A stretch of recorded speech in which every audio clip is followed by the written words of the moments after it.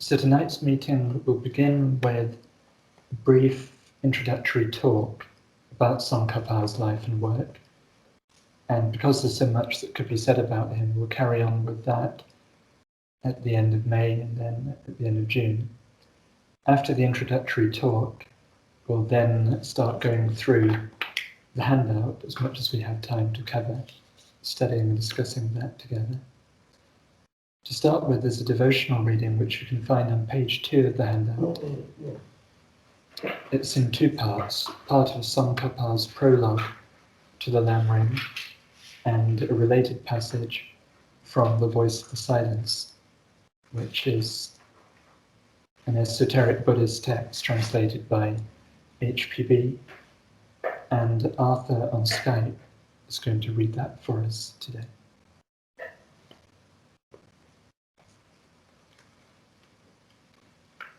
If you're ready, Arthur.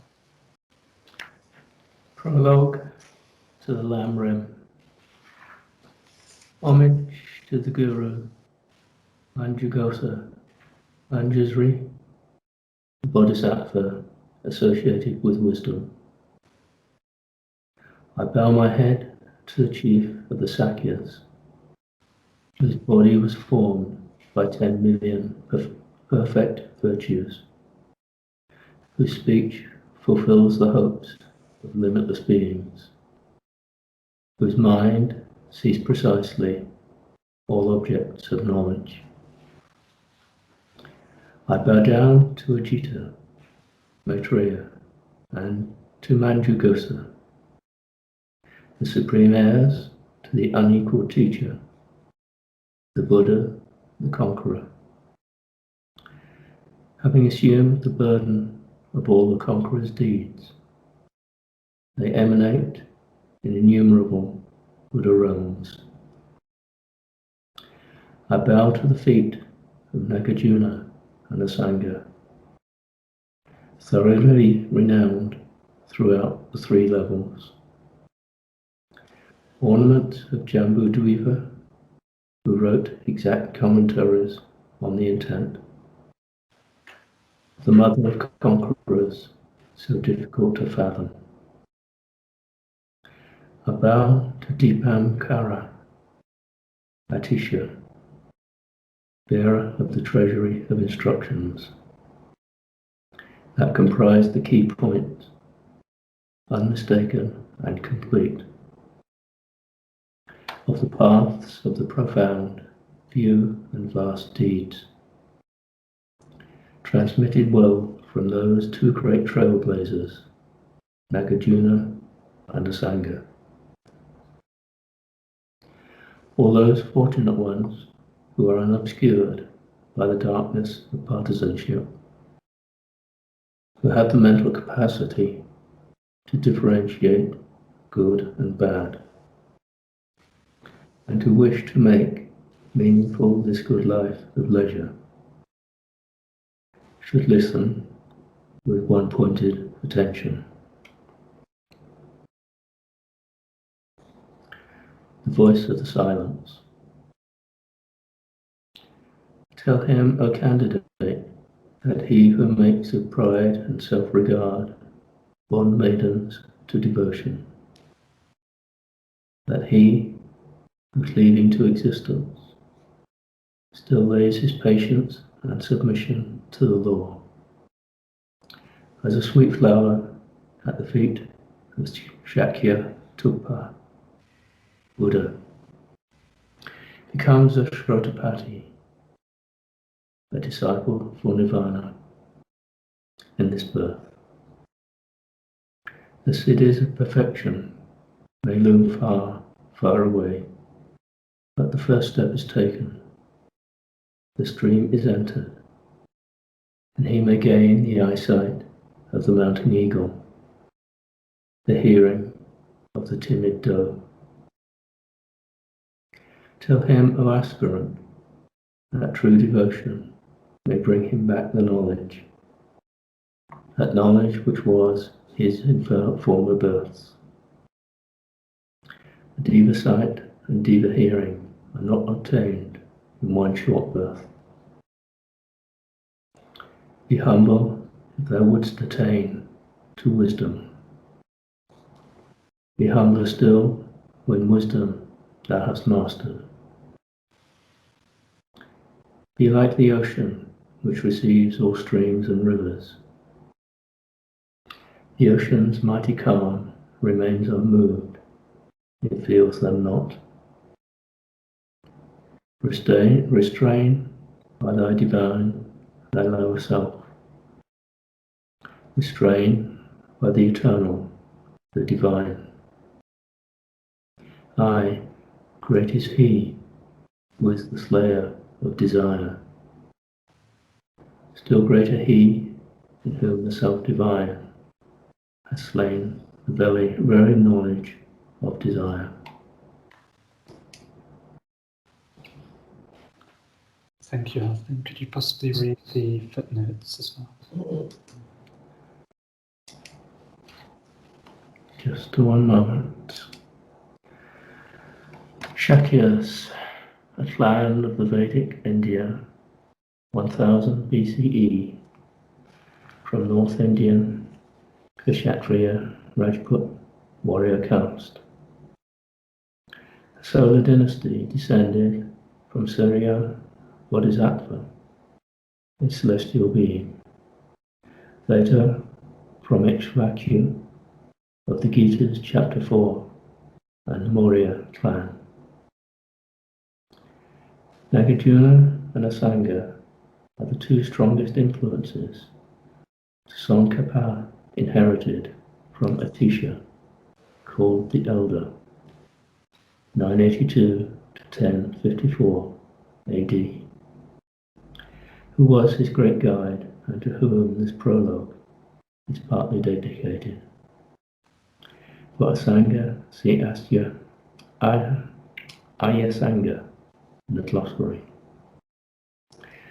Mother of Conquerors is the perfection of wisdom sutras. Wisdom is the mother of all the conquerors, i.e. the Buddhas. Thank you very much. Now, because there's a lot to get through, we won't be taking on the reading right now, but if you do have any, then you can bring those up after this talk when we go on to the study part of the meeting. So to begin with, let's find out about the name of TsongKhapa. TsongKhapa literally means the man from Onion Valley. His monastic name was Lobsang Drakpa, and he is reverentially called J. Rinpoche. What his actual birth or family name was is unknown.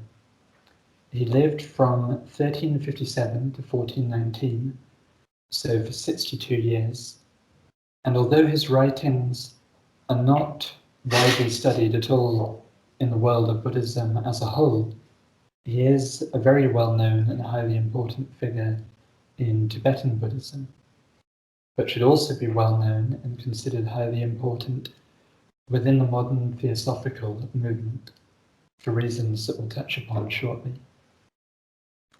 H.P. Blavatsky stated, as a supplement to the commentaries, there are many secret folios on the lives of the Buddhas and Bodhisattvas, and among these there is one on Prince Gautama and another on his reincarnation in TsongKhapa. This great Tibetan reformer of the 14th century, said to be a direct incarnation of Amrita Buddha, is the founder of the secret school near Shigatse, attached to the private retreat of the Panchen Lama. It is with him that began the regular system of Lamaic incarnations of Buddhas. The records preserved in the Gonpa, the chief lamasery of Tashi Lampo, show that Sangyas, which is the Tibetan name for Buddha, left the regions of the Western Paradise to incarnate himself in TsongKhapa. in consequence of the great degradation into which his secret doctrines had fallen.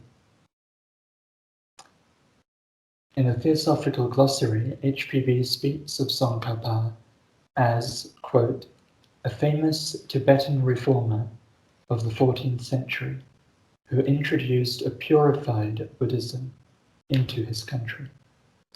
He was a great adept who, being unable to witness any longer the desecration of Buddhist philosophy by the false priests who made of it a marketable commodity, put a forcible stop thereto by a timely revolution and the exile of 40,000 sham monks and lamas from the country. TsongKhapa is the founder of the Gelugpa Yellow Cap sect and of the mystic brotherhood connected with its chiefs. This mystic brotherhood and the secret school referred to by HPB in the earlier quote are vitally and inseparably connected with the trans-Himalayan brotherhood and esoteric school that are spoken of in Theosophy, although the latter predates TsongKhapa and the Gelugpas by over 1,500 years and owes much of its origins, at least in its present form, to the original Arya Sangha, an Indian disciple of Gautama Buddha. The acting chief of the Trans-Himalayan Brotherhood is the venerable Tibetan guru spoken of as the Maha Chohan.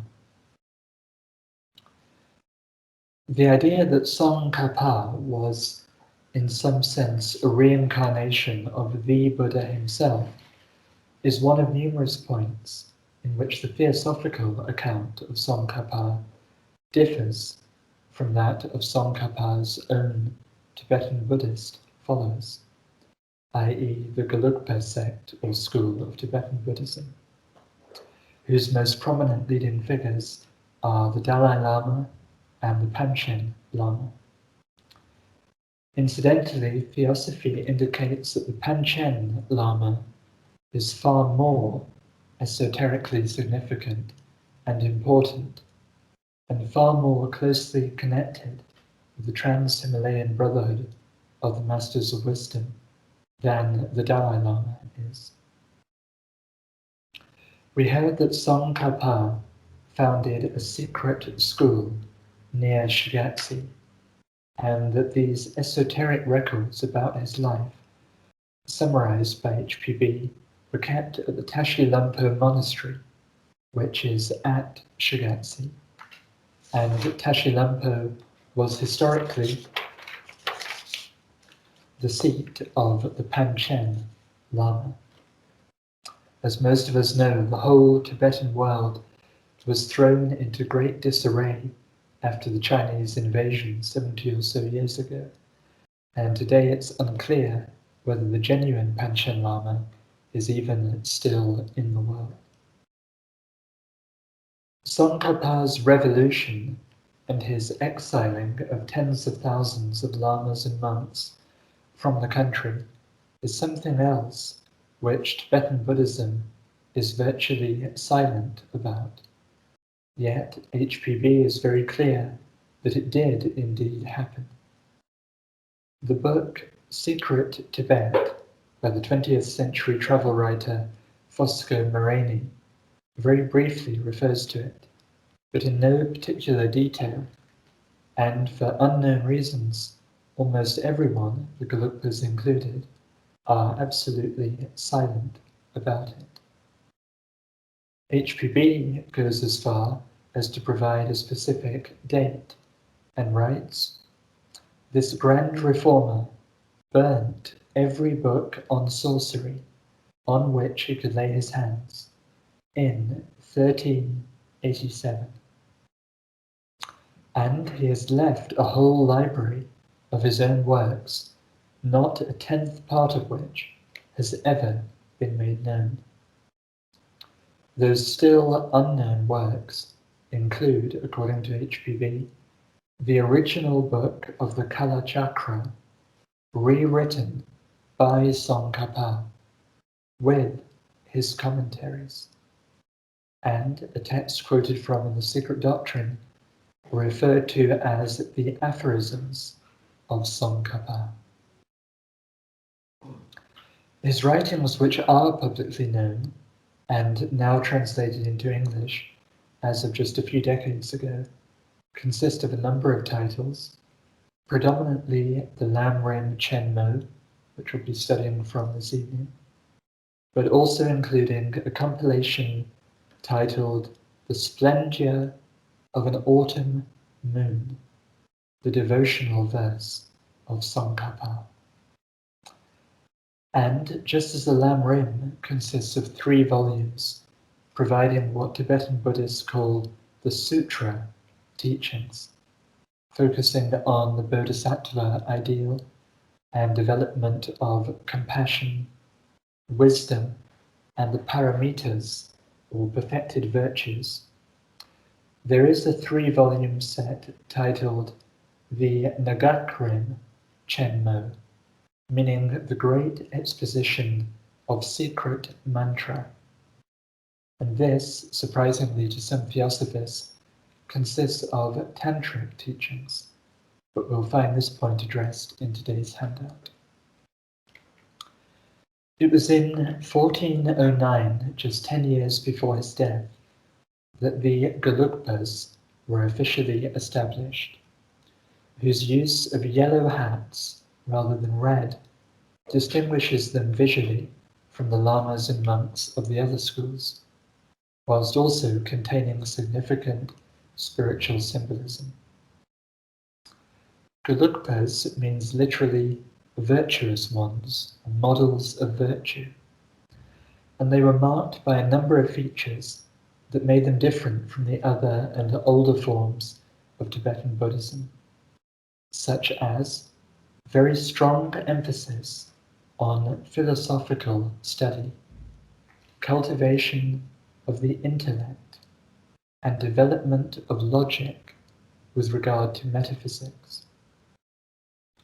Strict vegetarianism required for all the Gelugpa lamas and monks, even though a purely vegetarian diet was hard to come by in Tibet's difficult and icy climate. Strict abstinence from alcohol and also celibacy required for the lamas and monks, and a very strong emphasis on the personal purity, ethics, and monastic discipline that Buddha himself had inculcated for his monks and arhats. One might assume that all of that would just be natural for Tibetan Buddhist monks, but in the rest of Tibetan Buddhism it was not, and still is not. So that in itself was a significant reform. Theosophy teaches that it was none other than TsongKhapa who instituted the Master's endeavors to further enlighten the world during the closing quarter of each century. HPB, in her TsongKhapa Lohans in China article, says, among the commandments of TsongKhapa, there is one that enjoins the arhats to make an attempt to enlighten the world, including the white barbarians, every century at a certain specified period of the cycle. From the writings of HPB and William Q. Judge and others, we know that that's referring to the final 25 years of each century, such as from 1875 to 1900. In fact, HPB and WQJ and the Mahatmas themselves are clear and emphatic that it is only in the final 25 years of a century that the Masters are able and permitted under cyclic law to give out further teachings from their esoteric philosophy or sacred science. So this fact alone automatically invalidates the mass of so-called new and different and further teachings published in the first half of the 20th century by later theosophists and other innovators who claimed that their writings were inspired or even dictated by the same adepts as worked with HPB. So the modern theosophical movement, begun in the year 1875 exactly, is thus seen as the expression of the work and impulse generated by this great being, TsongKhapa. As you would expect, it is indicated in a few places that the Trans-Himalayan Brotherhood of Masters holds TsongKhapa in special reverence. The Master K.H. refers to, quote, the highest form of adeptship man can hope for on our planet, and says that Gautama Buddha, who he calls the greatest and holiest man that ever lived, attained it, and that the most recent person since Buddha to reach to such a state was TsongKhapa.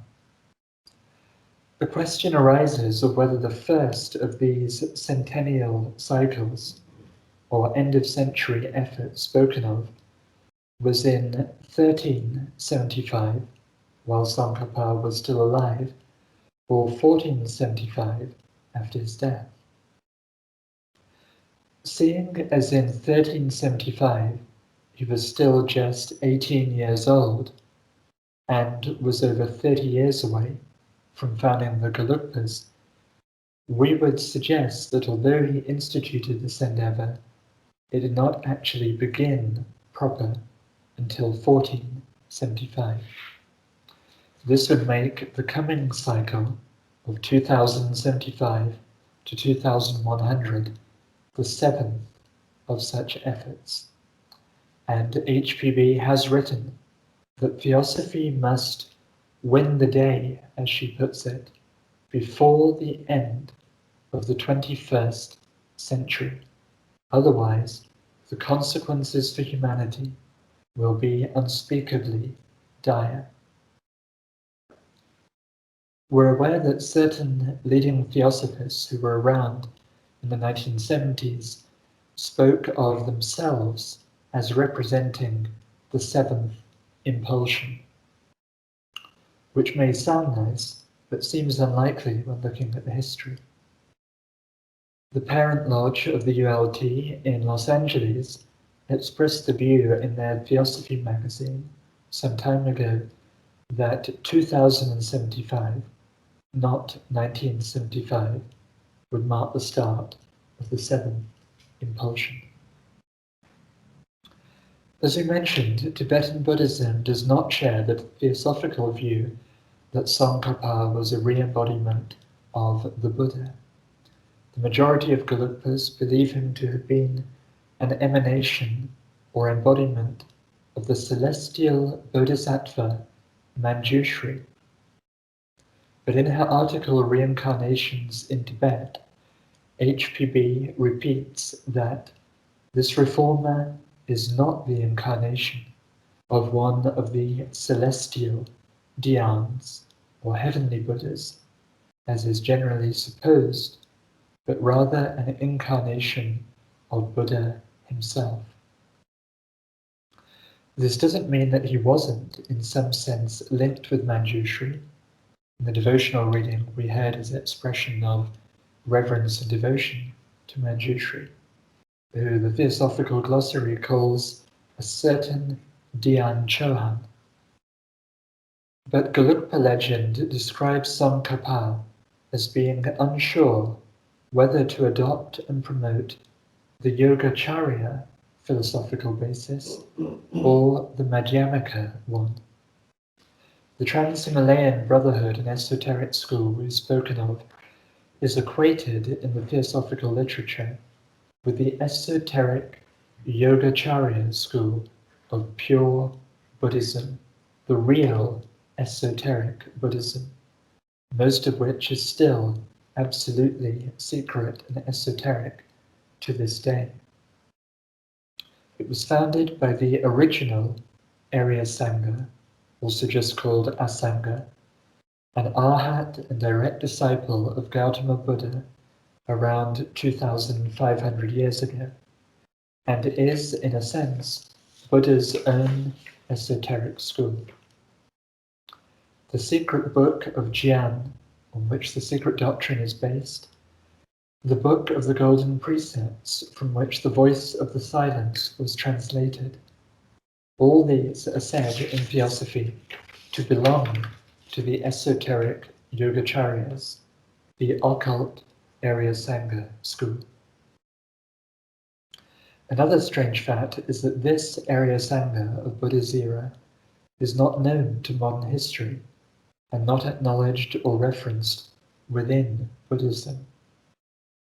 Another Arya Sangha, or Asanga, who lived in the 4th century AD, is known, and he founded a publicly known Yogacharya school, although this is defunct or extinct nowadays.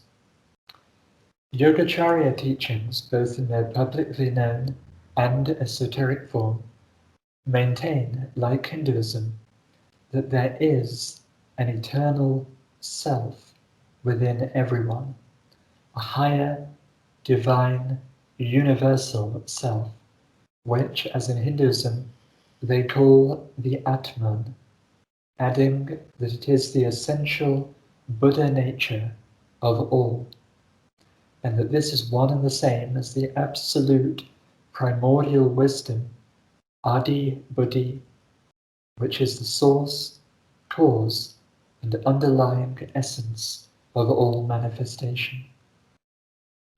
It's the Atman equals Brahman teaching of Hindu Advaita Vedanta, clothed in more Buddhist terminology. It also speaks of Alaya, that is A-L-A-Y-A, Alaya, as the universal source of all consciousness in the manifested universe. We might assume that this is found in TsongKhapa's teachings too, but curiously, it's not. Gelugpas say that Manjushri told him the Madhyamaka perspective is the right one.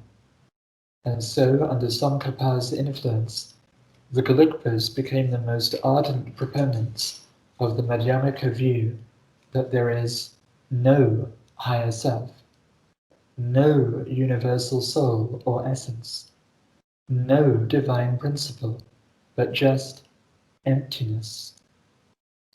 And not emptiness in a symbolic or figurative sense, not emptiness in the sense of the absolute, abstract space of Theosophy, but a literal emptiness, which is even empty of emptiness itself, complete voidness.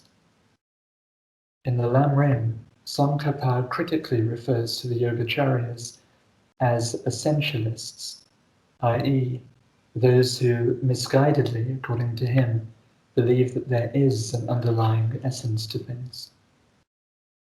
It's no surprise that HPB calls the Madhyamikas nihilists and the great deniers, but it is a surprise that he and his followers became the most Madhyamaka of all Buddhists anywhere. And so this is yet another mystery connected with him that seems impossible at present to solve or explain.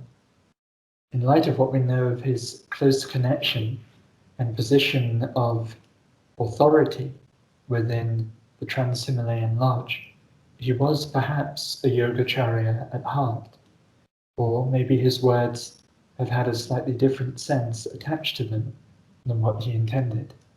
We really don't know. Nonetheless, this doesn't detract from the great value and help inherent in the Lam Rim, as I'm sure we'll start to see right now as we move on to the handout. So Will is going to come onto the platform for that. Very interesting history of TsongKhapa. Now, when Arthur read the prologue to the Lam Rim, it mentioned Atisha, and Atisha in the footnote, he lived in the 10th century AD, 10th to 11th century AD. And this Atisha seems to be Tsongkhapa's greatest influence, and someone who he was very closely connected with. And Atisha himself was a great reformer of Buddhism. He started the first reform of Tibetan Buddhism in the 11th century, trying to get rid of these malpractices that were mentioned in the first talk, when, well, it had been, 1,500 years since Buddha had come, so it was a long time. And those tantric malpractices had grown up. We'll read a little bit more about that in a minute. But let's turn to page 3 of the handout. And there's a commentary by TsongKhapa on the prologue, which explains his whole method of teaching. So it's important that we understand that to begin with. Could we have a volunteer to read the first half of page 3 down to chapter 1? Anyone like to read? Or anyone on Skype? I don't mind reading. Yeah, thanks, Will. Yeah. So you said page 3 of the handout, That's it. the commentary on the prologue. Yeah. So commentary on the prologue by TsongKhapa. Here, the teaching that I will explain is how fortunate beings are led to Buddhahood by way of the stages of the path to enlightenment, that 1. Contain the key points of all of the conquerors Buddha's scriptures. 2. Are the pathways forged by 2 great trailblazers, Nagarjuna and Asanga. 3. Are the system for supreme beings progressing to the state of omniscience. And 4. Fully comprise all the stages practiced by the 3 types of persons. As the teaching spread, it is said that it was important for its scholars to begin with 3 topics: the greatness of the author of the teaching, the greatness of the teaching, and how one should explain and listen to that teaching. I will follow this in my explanation. This explanation of the stages of the path to enlightenment has 4 parts. First, showing the greatness of the teachings, author, in order to establish that it is of noble origin. Chapter 1. Second, showing the greatness of the teaching in order to engender respect for the instructions. And that's chapter 2. Third, how to listen to and explain the teachings. Chapter 3. Fourth, how to lead students with the actual instructions. Chapters 4 and on. So there's a comment in the box on the right. Shall I read that as well? Yeah, you can if you like. Well, thanks. It says the texts in bold are included in this first session of 3. That's it. So this is volume 1 of the Lam Rim. There's 3 volumes. They're all about the same size. So we're going to look at chapters 1, 2, and 3 today, just short excerpts from it. Altogether, volume 1 has 24 chapters in it. So that was, we read part of the prologue, and so we're now going to read a little bit from chapter 1, 2, and 3. Now, what he's saying here is that the method he's going to use is, first of all, to show the greatness of the teaching's author in order to establish its noble origin. Now, this book, as we'll read, is mostly based on Atisha's work, which was called The Lamp for the Path to Enlightenment. This is called The Stages of the Path to Enlightenment. And it's essentially based on Atisha's work. So first of all, he goes, and we don't have very much of it in this chapter, but in these excerpts. But if you read chapter 1, you'll see how he goes into a lot of detail about who Atisha was, what his qualifications were, and that's to give authority and credence to Atisha's writings. And then the next aspect, he says, is to show the greatness of the teaching in order to engender respect for the instructions.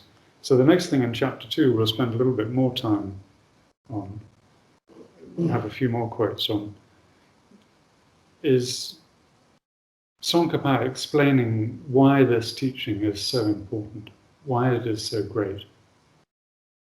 And he does that before getting into the teaching itself, because he wants to impress on his audience not only the lineage of the teaching, but why the teaching itself is so high.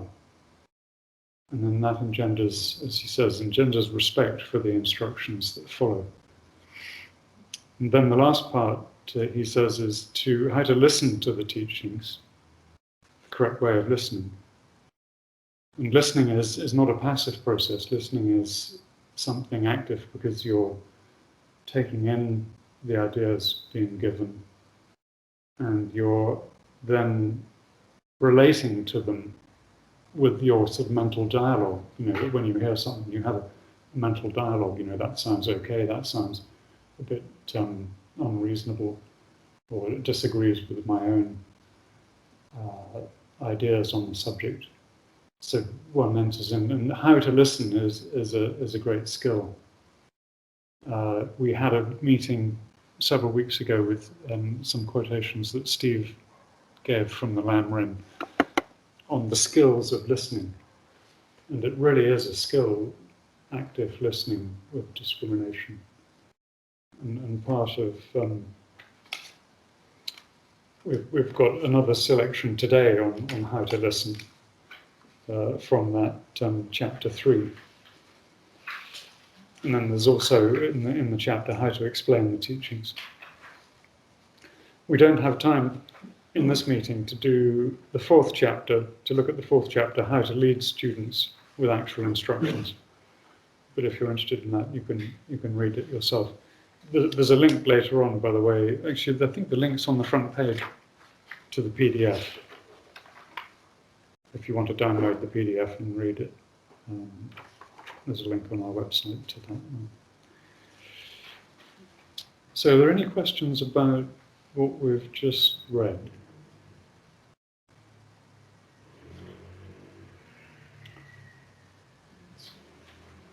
One thing you'll notice is that TsongKhapa's way of explaining things is very, very methodical. He lays out lots of steps, 1, 2, 3, 4, numbered steps. And he goes in and explains each of those steps in more and more detail. And if you read at the beginning of each chapter of the book, TsongKhapa has laid out the whole contents of that chapter in a sort of a hierarchical form.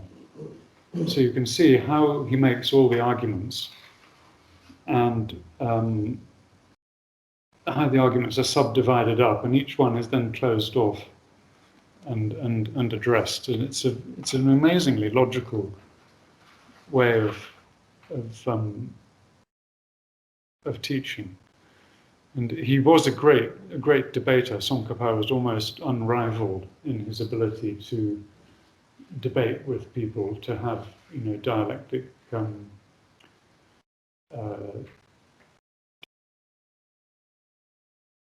logically and consistently. And HPB says in Key to Theosophy that we should all be trained in strictly accurate thought and logic and argument. She places, it's very Buddhistic that, she places a lot of emphasis on accurate thought, accurate logical drawing conclusions and uncovering discrepancies and things in when something's wrong with someone's argument, you try to uncover and help to go towards the truth. So that's something, when you begin to read Lam Rim, you see that so clearly. His tremendous grasp of metaphysics and logic. So let's go on to chapter 1, if there's no questions on the first commentary on the prologue. Can we have another volunteer to read? Yes, thank you, David. So on the middle of page 3. From the beginning or from the box? Yeah, from the beginning. Yeah. Chapter 1, overview and excerpts. Atisha, the elder, TsongKhapa's key influence. 1. Showing the greatness of the teaching's author in order to establish that it is of noble origin. These instructions in general are those of the ornament for clear knowledge, composed by the Venerable Maitreya. In particular, the text for this work is Atisha's Lamp for the Path to Enlightenment. Hence, the very author of the Lamp for the Path to Enlightenment is also the author of this work. On the history of Buddhism and Tantra, from an account by the Dalai Lama's older brother. Atisha was a prominent 10th century Indian Buddhist teacher who, amongst other things, gave out what became the Lam Rim teaching, his book, Stages of the Path to Enlightenment, and founded what was known as the Kadampa tradition. Around 230 years after Buddhism had been established as the national religion of Tibet, Atisha went there and stayed for the remainder of his life. The present Dalai Lama's elder brother, Thupten Jigme Norbu, writes in his 1968 book, Tibet, an account of the history, religion, and the people of Tibet. On arrival at Toling, the monastic center of western Tibet, Atisha saw the terrible state of degeneration that had come about through a misunderstanding of the Tantras, but he refused to give in to those who counseled that they should be abolished. He set about teaching the Tantras as only a philosopher of his stature could, elevating them to the highest spiritual level, removing them from any but symbolic connection with physical action. He himself, however, advised that only 2 of the 4 tantric initiations should generally be considered, since the other 2 could mislead the aspirant. At the same time that he supported the Tantras, however, Atisha also taught the pure Theg Chen, mind training doctrine, free of all tantric elements. One of his greatest contributions to Tibetan Buddhist literature is a discourse in pure Theg Chen tradition on the different goals that man may set for himself and their relative value. Here he clearly said that the Tantras should only be followed by those who had passed through the previous stages of ethical, tegmen, and philosophical reflection, tegchen, and that the actual practice of Tantra was a purely spiritual affair, in no way calling for a female counterpart or the use of intoxicants, and in no way permissible for the selfish goal of self-advancement. By the time Atisha died, a certain degree of much-needed reform had occurred within Tibetan Buddhism. Around 350 years later, further reform, this time by Tsongkhapa, would result in the establishment of the new Kadampa tradition, this being the original name by which the Gelugpas were known. When Tsongkhapa founded the Gelugpa, or New Kadampas, in 1409, he introduced a series of vows which Norbu explains were taken by monks as they passed from one grade to another, each grade demanding a higher level of renunciation. The four main vows were to refrain from killing, stealing, having sexual intercourse, and lying, all of which acts, incidentally, are promoted in various forms of Tibetan Buddhist Tantra. Norbu says that he did not, however, endeavor to wipe out every last trace and vestige of the tantric influences, as he reportedly felt that this would drastically limit his audience, and thus the amount of people who could learn and benefit from him and his work. Therefore, he took the old gods and demons, images and paintings of which fill the temples and monasteries of the day, and nearly all of which have non-Buddhist origins, and he taught the symbolic meaning of each. The tantric symbols and practices were transmuted for use simply as symbols, with a view to right understanding on higher planes of meditation. Norbu writes that Tsongkhapa emphasized that the right application of knowledge and power requires the highest training in ethics, and the license that the old sects indulged in was not allowed. The use of liquor and narcotics was equally forbidden to all Gelugpa, and once again Tsongkhapa saw that it was best to stress the symbolic meaning of intoxication and of meat eating, another practice which some old sects said had spiritual power. Sadly, and perhaps unsurprisingly, in the light of the corruption which every great reformer's work seems fated to be subjected to, these tantric elements of Gelugpa teaching have nonetheless been taken literally and in their material and physiological sense for several hundred years now, and are endorsed by the Dalai Lama and all Gelugpa leaders.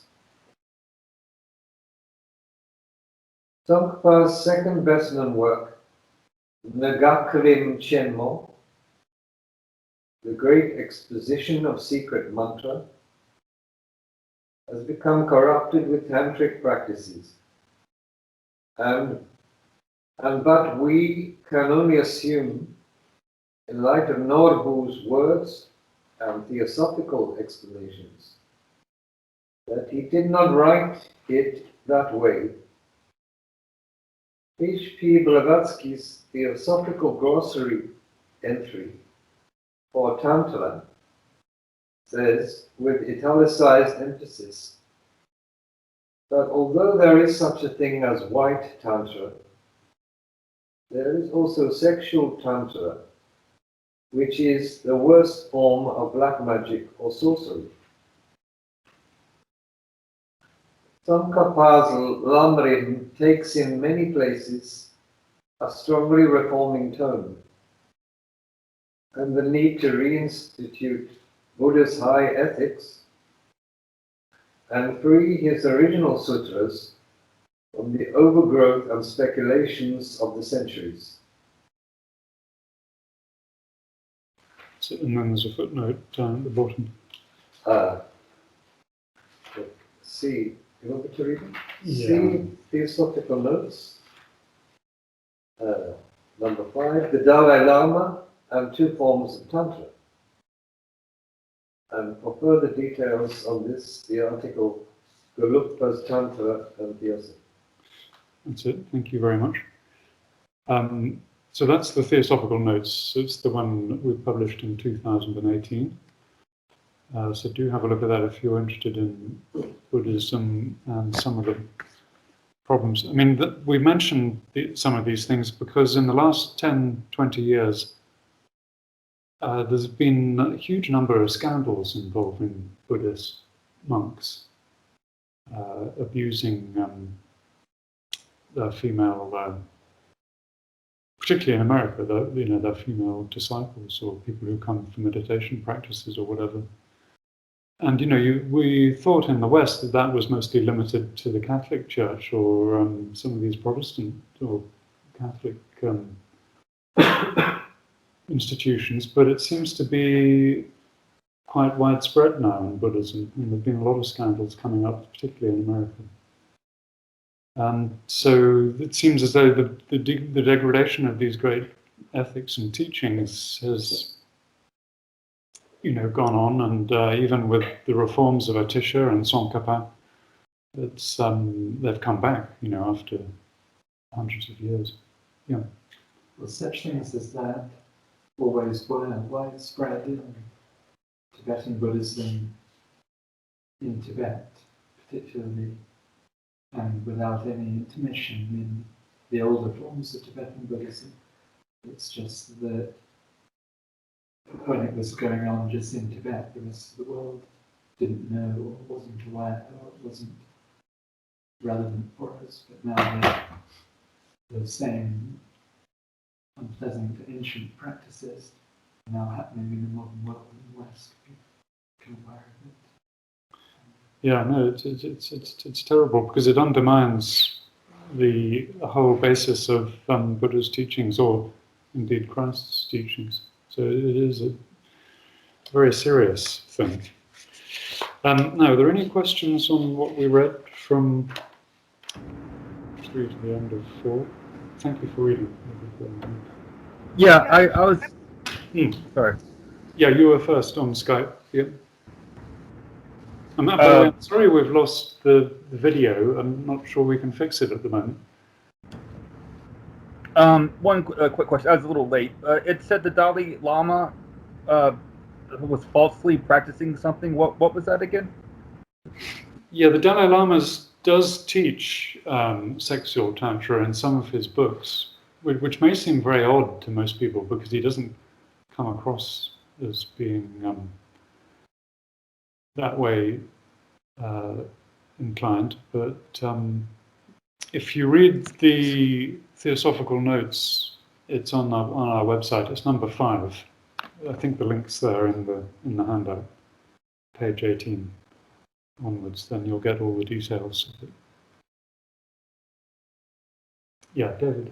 Could we have a definition of the term Tantra? Just for those who are maybe not familiar with that. Tantra, I think we do define it in here somewhere. It means continuum. Tantra. I think it comes in the glossary, for example. I don't think it's in the glossary from memory. It is. I think the glossary defines it as ritual, but it's not its literal meaning. but the Gosterian makes a distinction between white tantra and black tantra. And it seems that white tantra is probably pure practical occultism practices, such as may be found in the Master's school, whereas black tantra is practical occultism of the darker kind of unwise practices and motives. Yeah. For those on Skype, can you hear us all right at the back of the room? Did you hear Matiana? Okay, yep. Yeah. Yes, that was clear. Yes. Laurie's got her hand up. Yeah. I was wondering if this could, well, I guess it goes a long ways back, but we talk sometimes about how if our development can lead us to having more karma opened up. And I just kind of see these, I guess this is a long-standing tradition for them, but coming over into the United States, it certainly opens up a whole Pandora's box for them of being tested karmically. I guess that's all I was going to say. Yeah, thanks, Laurie. Yeah, we don't want to spend too much time dwelling on this, but it was part of TsongKhapa's aim of reform, and Atisha's too. And as we read at the beginning, we heard in the talk at the beginning, TsongKhapa expelled 40,000 monks. Now, if you think a monastery has got, 1,000 monks or 2,000 monks? I mean, you can imagine how widespread that was. 40,000 monks. It's, I don't know what they all did when they got expelled, but they said, did you say they left the country? Well, I thought somewhere it should be said they ended up re-establishing themselves around the borderlands. Right. Well, it's not surprising. I mean, just being expelled won't make you a better monk. So, yeah, this has got a bit of noise coming in. Steve's raised his hand. Having given this notion of Tantra some thought and wishing to get over it quickly, let me just say that the notion of it being continuum is the Sanskrit definition of the word literally. And that if you have been studying a narrow and very conservative perspective of how consciousness continues and can't find a reason to believe in a higher self, which would have to be the basis for that continuum or consciousness, if you can't find that within the Buddhism you're being presented with, then it's very difficult to do anything else but materialize it seems to me. I see, that's like a metaphysical explanation for some of the problems. As was said in the first talk, Madhyamika tends to deny the universe, the idea of a universal soul or reincarnating ego, and the actuality of Atman and Brahman. I think it includes, very briefly, it speaks of the reincarnating mind stream. Yes, it talks about a mind stream rather vaguely. But as for a higher self and universal self, it's... Yeah. Vikesh got his hand up, I think. Just a second, we had David come in. Isn't there a higher aspect to the female power?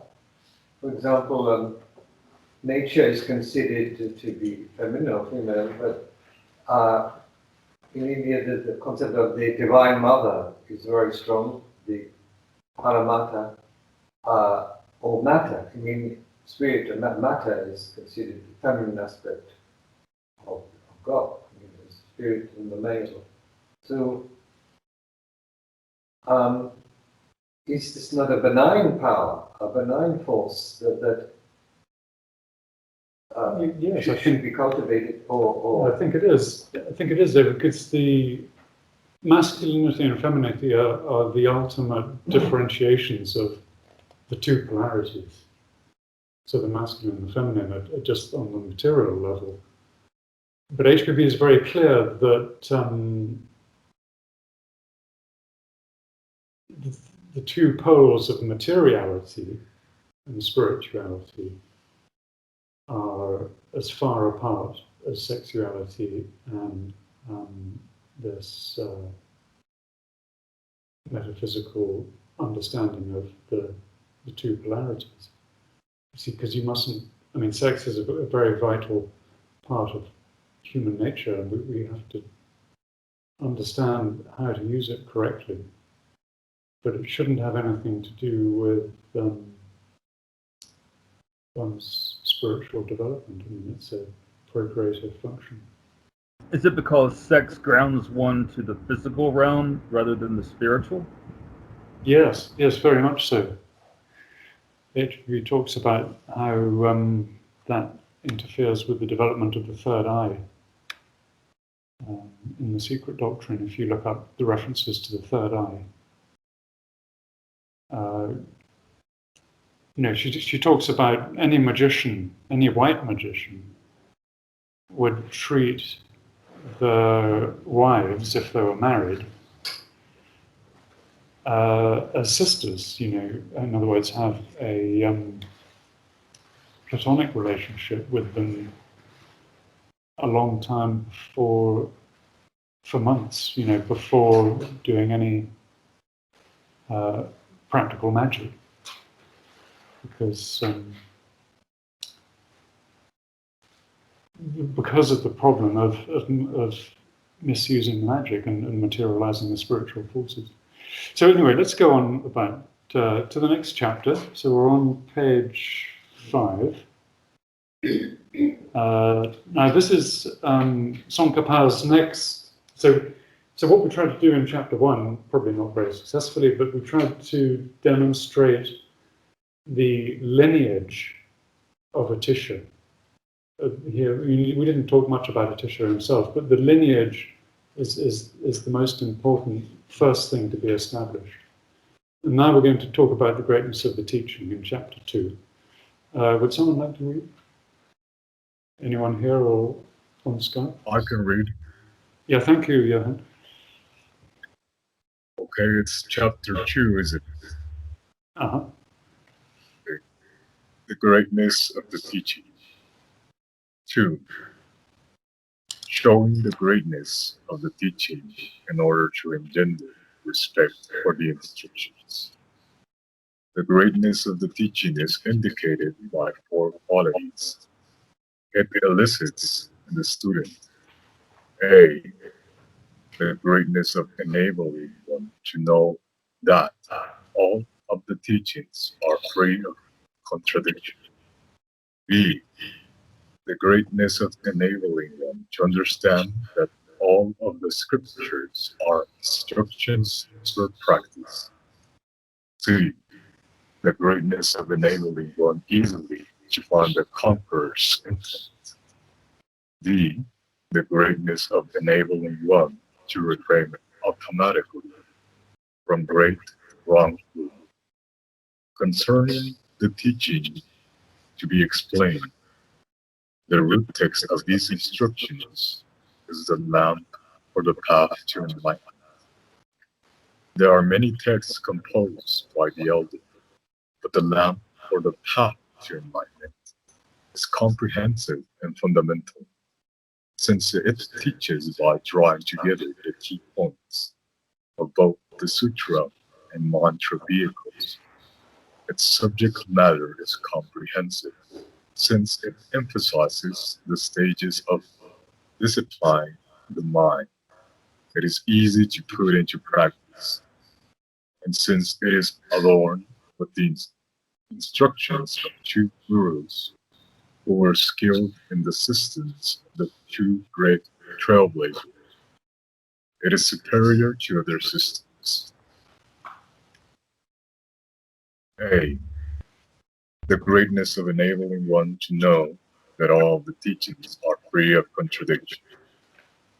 With regards to the teachings, Avalokiteshvara's commentary on the Lamp for Wisdom says, concerning teachings, the scriptures of the Bhagavan accurately teach that which is to be thoroughly known. That which is to be eliminated, that which is to be manifested, and that which is to be cultivated by deities and humans who wish to attain the ambrosial state of a non-abiding nirvana. Thus, the teachings are what the conqueror explained well. Here to know that all teachings are free of contradiction means to understand that they are the path by which one person becomes a Buddha. Some of the main points of the path, some are the various branches of the path. Bodhisattvas make it their goal to accomplish the good of the world, all living beings. Since Bodhisattvas must take care of students who are followers of all three lineages, those of Stravaka, Pratyeka Buddhas, and Bodhisattvas. They must train the paths of those three lineages.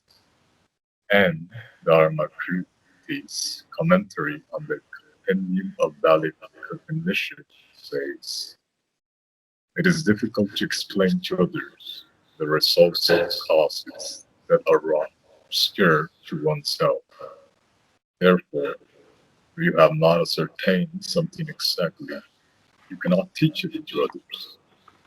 By stating those benefactors of beings who accomplish the good of the world through the knowledge of paths, Ajita indicates that knowing the paths of the three vehicles is the method for bodhisattvas to achieve the goal they have set. Also, the mother of Conqueror says, I'll read the footnote. It says, for Nagarjuna and a son.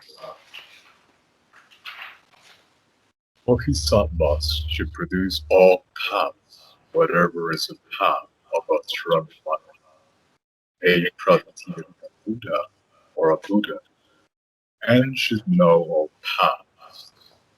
They should also perform the deeds of these paths and bring all of them to completion. Thus, it is contradictory to propound that you should not train in the scriptural collections of the Hinayana because you are a Mahayana practitioner. Here, TsongKhapa enters into a detailed argument why this is just.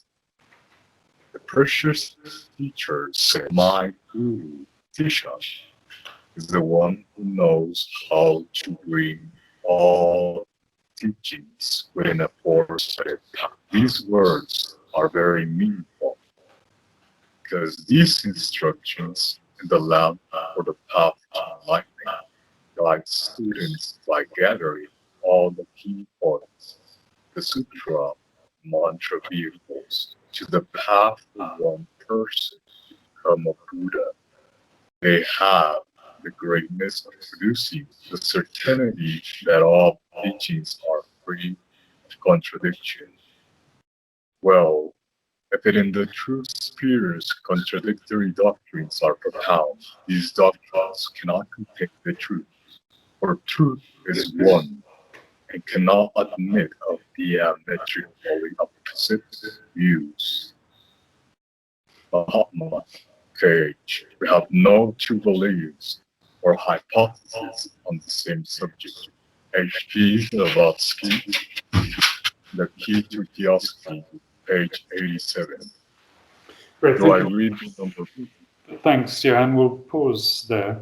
Thank you very Okay. much for reading. Are there any questions? So there was quite a lot we covered in that.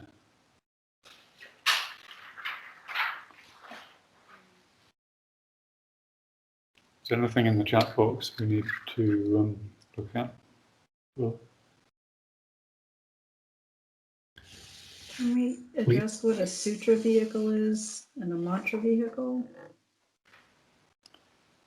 yes, that's a good question, Laurie. Where was that? Down at the bottom? Page 5, was it?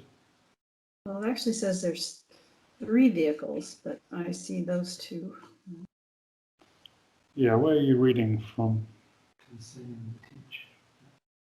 It is at the bottom of page 5 where it says there's 3 vehicles. I'm not sure where I heard. Let me see. Oh, up at the top of the page, in the first paragraph, it says concerning the teachings. In that paragraph, it says both the sutra and mantra vehicles. That's right, yes. So the sutra vehicles, as I understand it, are the teachings of the Buddha, which are written down and recorded after his death. Yeah, Matthew. Well, Tibetan Buddhism is the one form of Buddhism that's divided into sutra and mantra. And in Tibetan Buddhism, the sutra yama, or the sutra teachings, are those that deal with things like the paramitas, the bodhisattva path, the development of compassion, wisdom, ethics, and so on. And not just Buddhist sutras, but those presented by any Buddhist teachers and gurus. And the mantra vehicle, mantra yama, is the tantric side of Tibetan Buddhism, which includes practical occult practices, which, as we read, are also corrupted in the Buddhist. But it's always said in Tibetan Buddhism that practitioner must be trained and perfected in the sutra first, before being allowed to go on to the mantra yama or the tantric practices. Thank you for making that distinction. That's very useful.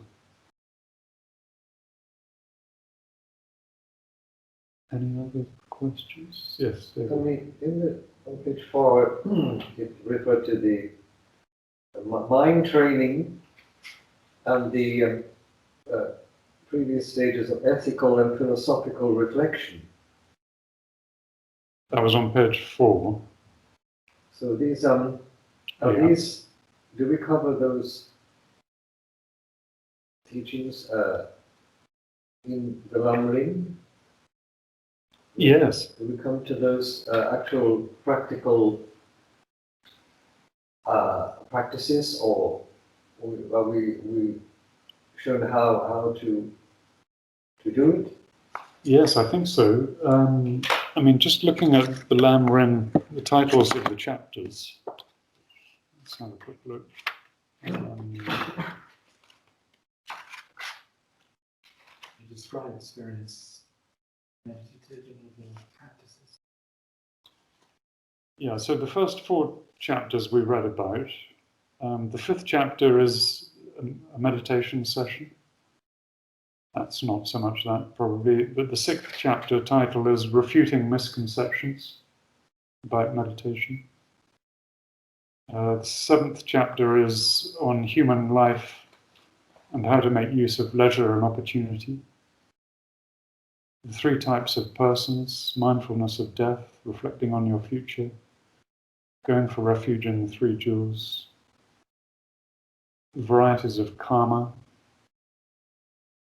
8 types of suffering, 6 types of suffering, the origin of suffering. So I think he does, yes, he would, looking at those, you would say that they're more mind training.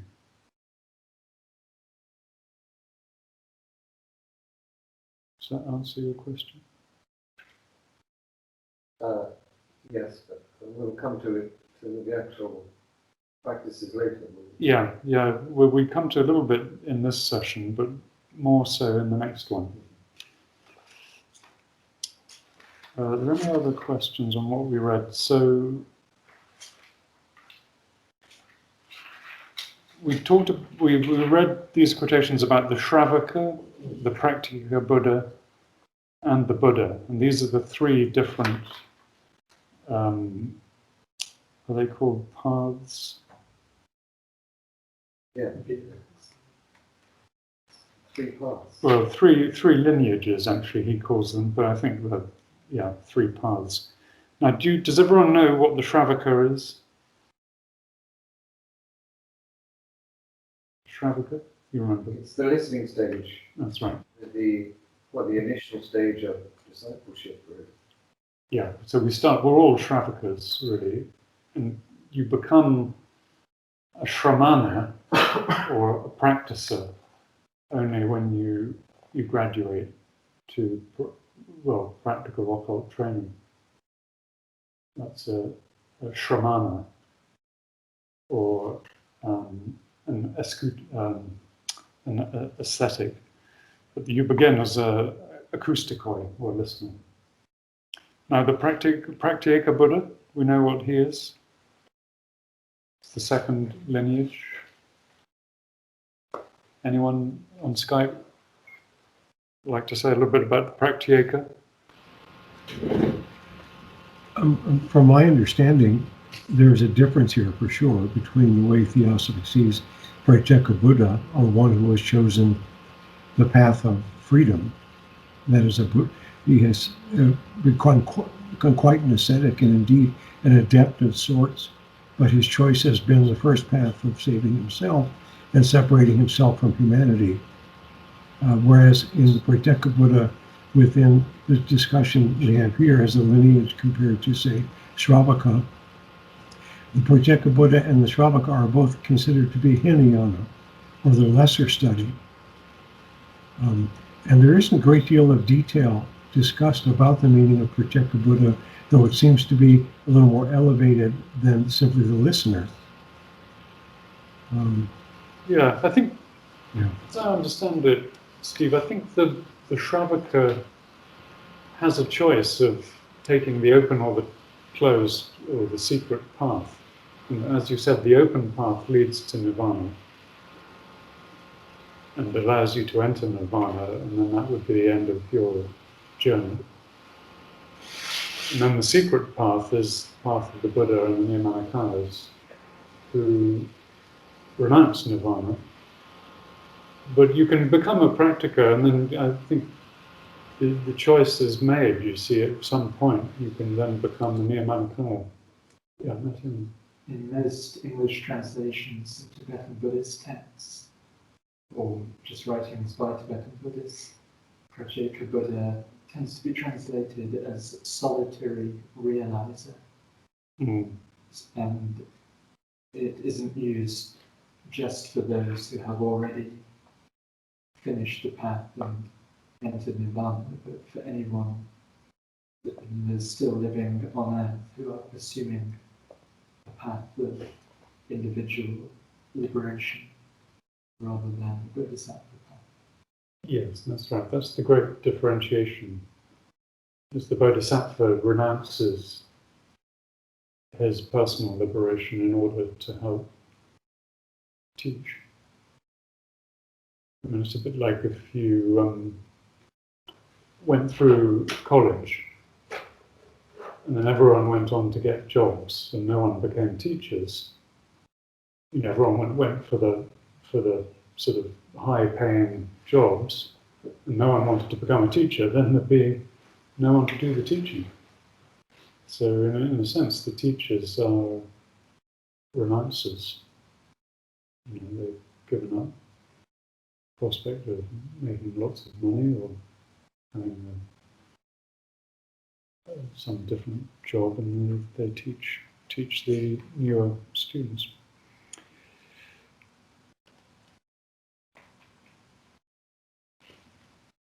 Okay, so were there any other questions before we go on? Well, let me point out here on page 46, and in the greatness of the teaching, it says, Bodhisattvas make it their goal to accomplish the good of the world, all living beings, since Bodhisattvas must take care of students who are followers of all three lineages, those of Shravakas, Pratyeka Buddhas, and Bodhisattvas. They must train in the paths of those three lineages. For as Nagarjuna's essay on the spirit of enlightenment says, because they engender in others certain knowledge that accords with their own, the wise apply themselves always and without mistake. And further down, Dharmakirti says, It is difficult to explain to others the results of causes that are obscure to oneself. Therefore, if you have not ascertained something exactly, you cannot teach it to others. Yes, that's very good. Well, one thing that TsongKhapa gives a lot of emphasis to is knowledge of the scriptures, which is intellectual, and then practical experiential application. And he says you must have both. You can't just have knowledge of the scriptures without practicing them. I mean, I think we read that here. Johan read that, didn't he? Where was it? It says you must you must practice. The next section is. Yeah. Okay. Well, let's go on to the next section. Unless there's any last questions on this one. Nothing in the chat box is the world to. No, nothing extra. No. Yeah, good. Okay, so who'd like to read B in the middle of page 6, the greatness of enabling? Someone who hasn't read? I can read, if you can hear me well. Yeah, thanks, Anya. The greatness of enabling one to understand that all the scriptures are instructions for practice. That's what I was thinking of, actually, yes. All the scriptures are instructions for practice. In general, only the scriptures of the conqueror, Buddha, provide the means to achieve all temporary and ultimate benefit and happiness for those who desire liberation. But only the Buddha is free from all error in teaching what is to be adopted and what is to be cast aside. There are those who conclude that any classic text should be considered only an explanatory teaching, therefore lacking the key points for practice. They hold that there are separate personal instructions that teach the core meanings that are the heart. They then imagine that there are two separate forms of the excellence of teaching a teaching that is explained to you and a teaching that you practice. Know that this attitude precludes the development of great respect for the stainless sutras and tantras, as well as the flawless treatises that comment on their intellect. Know also that you accumulate the karmic obstruction of abandoning the teaching when you see those classic texts as objects of contempt and say those are merely for promoting one's superficial knowledge and eliminating others' misconceptions. They do not teach the meaning. Therefore, for those who desire liberation, the supreme and authentic instructions are indeed classic texts. However, due to your limited intelligence and so forth, you may be unable to recognize those texts as the supreme instructions through depending on them alone. Thus, you must seek out personal instructions, thinking, I will seek certain knowledge of those texts based on the personal instructions of an excellent being. But do not think the texts are without substance, since they merely promote a superficial knowledge and eliminate others' misconceptions.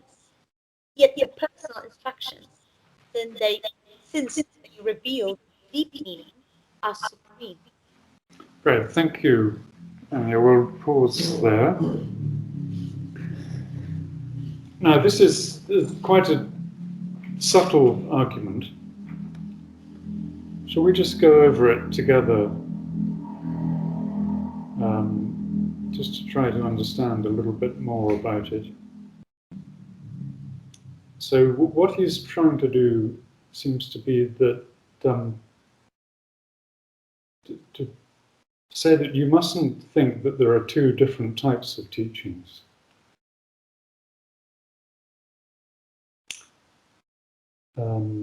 Because that will preclude you from developing a great respect for the purity of the teachings. And you'll be inclined to favor one teaching over another. What do you think about that?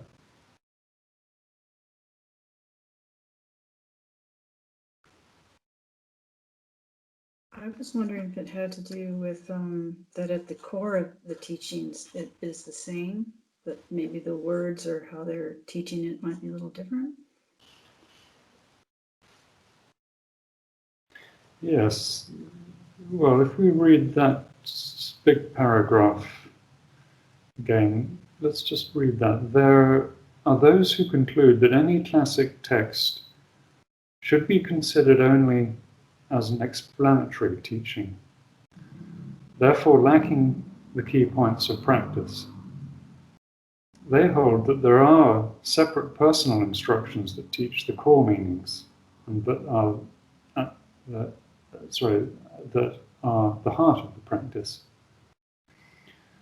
So what you're saying, yeah, I think you're spot on there, Laurie, is that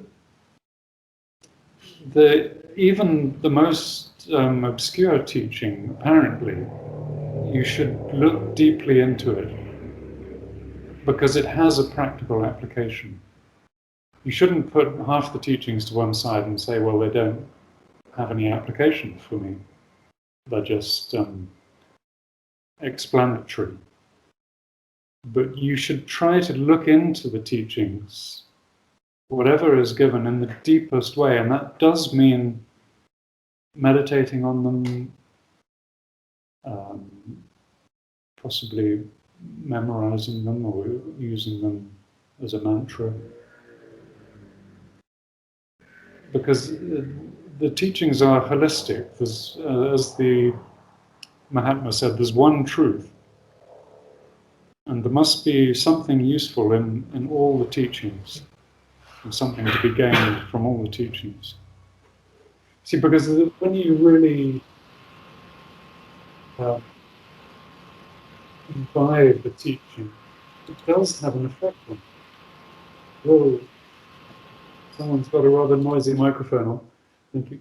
Well, when you imbibe a teaching, it does have an effect on the innermost nature of your being, on your mind. It'll have an alchemical effect on you, even if there's no practical activity associated with that teaching. Yeah. What's the benefit of the teaching to the attention of the person who's learning? Yeah, very good question. Yeah, what effect of the teachings do they have on one's attention? Well, I think attention is the first step in controlling one's mind, in the Patanjali system. It goes attention is the first step after the preliminary training. Attention, contemplation, because without attention you can't contemplate. And then meditation, or samadhi. So it all begins with attention, and that's a good example, you see, by focusing your attention on the teachings, you begin to change the way you think. And you begin to calm the mind, deepen the mind by going into these great metaphysical teachings. The mind becomes purified and calm and deep. And that will enable you to contemplate and eventually to reach samadhi. Yeah. We had a couple of hands up. So Steve, I think, was first, and then Laurie. Yep. I was just going to mention it seems a good idea to try to find hooking points if we're going to study what appear to be other philosophies. And within say, the voice of the silence, as you have used in the opening readings in comparison to that which was taken from the treatise, there are definite hooking points there which allow them to be compatible in the mind. Yeah, well, what do you call a hooking point? A similarity of purpose, motive, a teaching which in a way is a line between the two that's kind of easily decipherable. Yeah, enables you to make comparisons and build on conclusions. Right, and similarly, if one doesn't, if we're off on some other tangent, we should still keep in mind that there is a basis for which we can use by comparison. And in the process of doing that, we can eliminate what apparently does not support one or leaves it out in the cold. You know? Yeah. Yeah, thanks, Steve. And there was another hand up, was there one? Well, I was also just thinking about, I don't mean to sound negative, but there's almost a level of arrogance connected with thinking that the separate personal instructions give you the core meanings and are the heart of the practice. It almost kind of closes your mind. So it almost seemed like a level of arrogance involved with that type of thinking. What, to disregard the sutras and just go for the personal instructions? Correct. Yes. I hadn't thought of it that way. Yes, I mean, it is, well, there's a sense of separateness, I suppose, in that the personal instructions are for you and they're going to help you develop your personal journey or path. And yeah, you sort of disregard the more metaphysical side, which is more universal. Could you say that it's a bit like a boat? It gets you across the river, but you don't have to carry it on your back when you're going onto the land. You don't need it anymore. Which one? In reference to The personal instructions. Yeah. So it's necessary to a point, but then afterward it isn't, because it's eternal. Yeah, I'm not quite sure what the personal instructions refer to in Tsongkhapa's context here. It could be the dialogue between the guru and the disciple. I mean, HPB used to give personal instructions to her. Well, it's what we get in the transactions, apart from anything else. Could it be an inner dialogue? I see, it could be an inner dialogue. Well, actually, you mentioned that. Tsongkhapa did have an inner dialogue with the dhyani. Eventually, he established a direct psychic, telepathic link with one of the dhyanis, Manjushri, that we read about in the prologue. But I'm not sure that's what Tsongkhapa means by personal instructions. Did he not have personal disciples himself? Did he not have his own school? Or Oh, yeah. He must have. Yeah, and he started transmitted monasteries. his teachings, and Yeah. he would have managed them individually and collectively. Now, looking at the time, we've gone over time, unfortunately. We've still got quite a lot to read. It's a shame. Well, let's just finish with page 7, and then we'll have to leave part C in chapter 3. So, who'd like to read on page 7? Anyone? Yeah. Thanks. Awesome. The precious teacher, Zhuang Dongbao, said that it is a mistake if, after studying many teachings, we feel a need to look elsewhere for how to practice the teaching. Thus, there are those who have studied many teachings for a long time, but do not know at all how to practice the teaching. When they wish to practice, they must look elsewhere. Their error is not understanding what I have already explained. By doing this, you will understand that all of the scriptures are instructions for practice. Otherwise, you will spend your entire life without discerning wisdom, practicing just same incomplete portion of the path and not the complete corpus. Thus, you will not understand that the classic texts are instructions for practice, but you will abandon them, seeing them as merely promoting superficial knowledge and eliminating other misconceptions. In these matters, there is no child's play, nor the usual English and American method of mere book learning. We must absorb and work into the practice and the theory laid down, for they are not written merely for the intellect, but for the whole spiritual nature. There must be within man something which he already knows, that leaps up and out when he scans the books of wisdom. A thing already existing, which only takes an added life or confirmation from books. True Theosophy has all that is practical, but many forget this. There is no greater system of practice than that required by it. William Q. Judge. The recognition of HPB as the accredited agent and messenger of masters carries with her estimation of William Q. Judge, her colleague from first to last. A study of the writings of both will show their full accord and complementary nature. HPB presented the philosophy as a whole. William Q. Judge exemplified its practical use in daily life. His writings, for the most part, are devoted to that purpose, hence their incalculable value.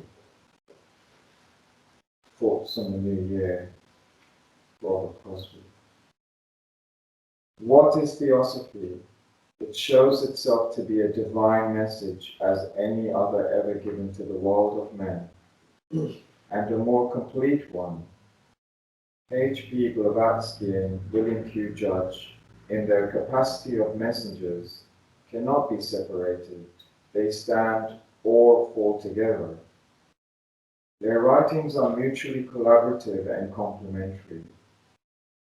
Studied together, they embody the noblest religious ideal, the highest all-inclusive philosophy, and the most practical application, given the science of life, the art of living, the very knowledge that humanity stands in crying need of.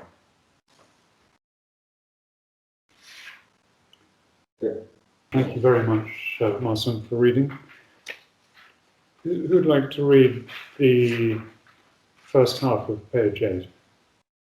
Perhaps someone on Skype who hasn't read.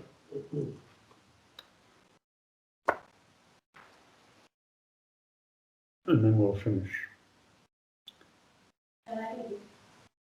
Oh, yeah, Andrea, thank you. So, just as someone dwelling inside a house, enshrouded in complete darkness, has eyes but does not see the forms that are there, so also a person born of noble image, although possessing intelligence, does not know until told what is virtuous and what is not.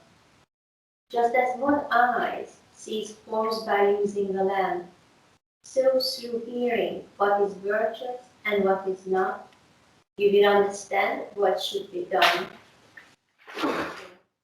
The result of hearing is to engage in substantive practice.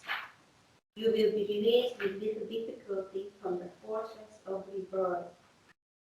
Develop enthusiasm from the depth of your heart with regard to these benefits of hearing. Great, thank you.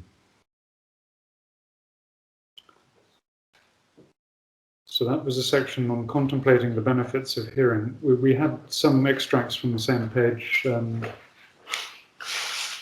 several weeks ago. Isn't it true to say that the disciples of that era could not read? They weren't literate. That everything was transmitted orally, was it not? I mean, no, well, actually, most of history. no. I think the Buddhists and the Tibetans. 14th century with his monks and. Yeah. Did they read? Oh, I think so. Because TsongKhapa was famous for his writings. No, but the Shravaka implies hearing the teachings, hearing the sutras or whatever. I mean, well, you're right. Then contemplating them. Yeah, there was a great oral tradition, and in fact, you had to memorize long tracts and be able to commit them to memory. And look at the Druids. I mean, virtually every mystical or esoteric tradition. Yeah, that's true. So, well, we can decide what to do about chapter 3 another time. But if you've got any strong opinions either way, let us know. You can either study it yourself this time, and we can go on to chapter 4, 5, or 6 in the next meeting. So the next meeting will be on the 30th of May for TsongKhapa, and then the 27th of June. We hope you've found this introductory session helpful. What we've tried to do actually in these theosophical text boxes that contain the theosophical quotes is to show that HPB and Judge came from the same school that originated these teachings. I mean, if you trace it, talk about lineage, if you trace everything back through the lineage, you get TsongKhapa going up one branch, Atisha is on the same branch, Nagarjuna, Asanga, Buddha, and HPB, they all join back in one place, which is the ancient wisdom, the secret doctrine. It's a universal system, and much of what we've been reading today is very, very theosophical because it's really from the same lineage. So good night, everybody. Nice to see so many of you on Skype, and nice to see everybody here, particularly in the lodge.